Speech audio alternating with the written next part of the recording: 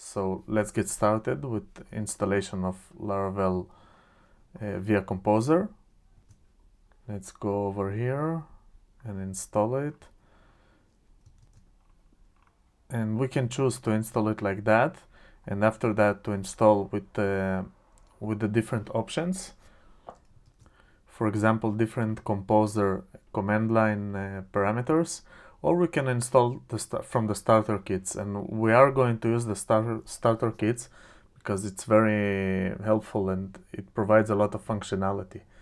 So for example, if you click here, you can read the documentation and how it's built and what else there is to it, but I'm gonna do a quick overview of that.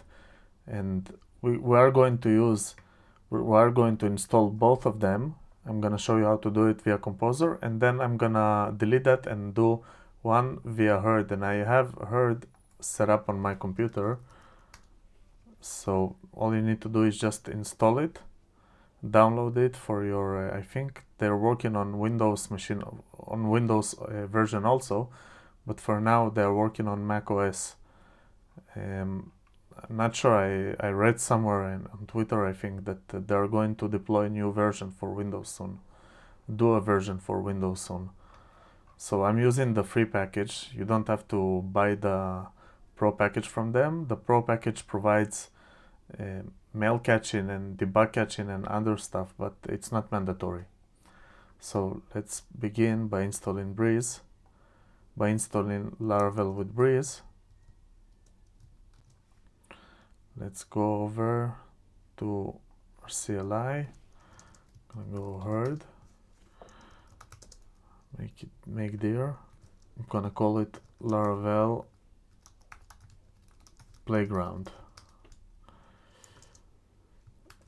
And I'm gonna have to remove it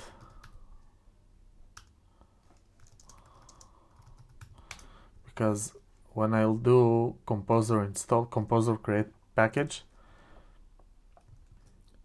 when I'll use the Composer create package, it will create that directory for me. So this is what I'm going to do, Laravel Playground. And since I'm using Herd, which uses Laravel Valet under the hood, I cannot create a directory inside the directory and hope it will route. So I have to do it on the top level directory inside Herd. So I'm gonna pause the video until it finishes the installation, and I'll get back to you after that finishes. Okay, so it finished the installation.